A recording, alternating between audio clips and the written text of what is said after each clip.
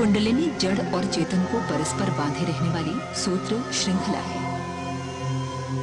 प्रकारांतर से ये प्राण प्रवाह है जो व्यष्टि और समष्टि की सभी हलचलों का संचालन करती है। नर और नारी अपनी जगह पर अपनी स्थिति में समर्थ होते हुए भी अपूर्ण है।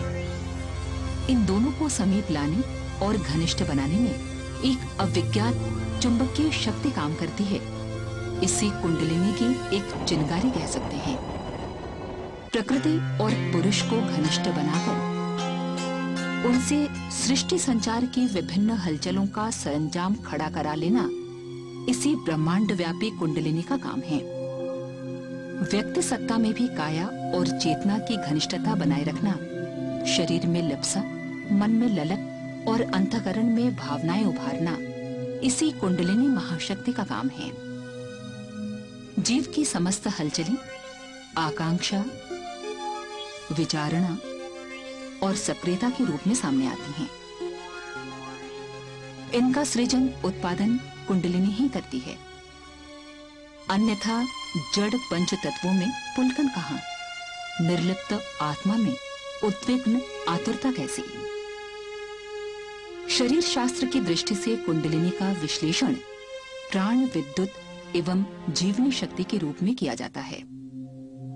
मेरुदंड शरीर की आधारशिला है। इस पोले मेरुदंड में शरीर विज्ञान के अनुसार अनेक नाड़ियां हैं जो विविध कार्यों में नियोजित रहती हैं। आध्यात्मिक विज्ञान के अनुसार इनमें प्रमुख 3 नाड़ियां हैं: इड़ा, पिंगला और सुषुम्ना। इड़ा पिंगला की 2 धाराएं मिलकर सुषुम्ना की सृष्टि करती हैं। सुषुम्ना नाड़ी के अंतर्गत भी 3 अत्यंत सूक्ष्म धाराएं प्रवाहित होती हैं, जिन्हें वज्रा, चित्रणे और ब्रह्म नाड़ी कहते हैं। ये ब्रह्म नाड़ी मेरुदंड के निचले भाग में अवस्थित मूलाधार चक्र के एक काले वर्ण के षटकोण वाले परमाणु से लिपटकर बंध जाती है।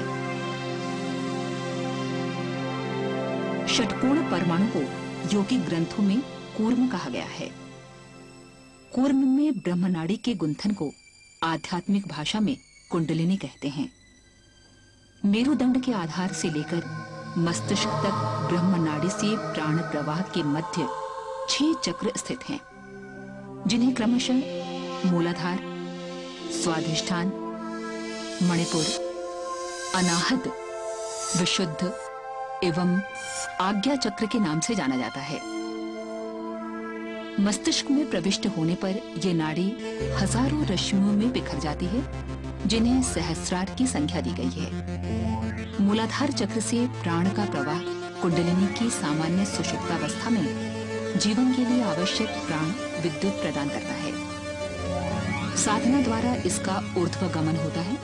इसे कुंडलिनी जागरण कहते हैं। विभिन्न चक्रों में जागृत कुंडलिनी की शक्ति क्रमशः जीवनी शक्ति, योगाग्नि, अंतः ऊर्जा, ब्रह्म ज्योति के रूप में क्रमिक विकास का परिचय देती है एवं साधक को आत्म साक्षात्कार के मार्ग में उच्च शिखर तक पहुंचाती है।